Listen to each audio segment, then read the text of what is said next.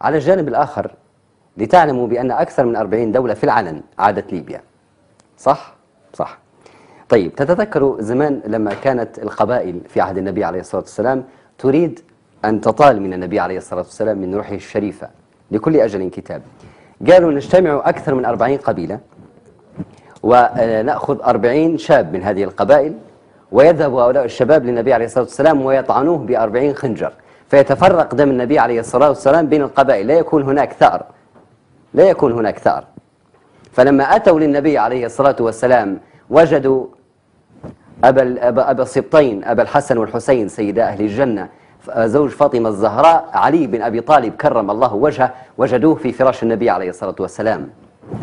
لما أتى أكثر من 40 ملة وأكثر من 40 دولة لاستهداف سيد القائد، استبدل الله سبحانه وتعالى معمر القذافي بعروبة رحمة الله عليه.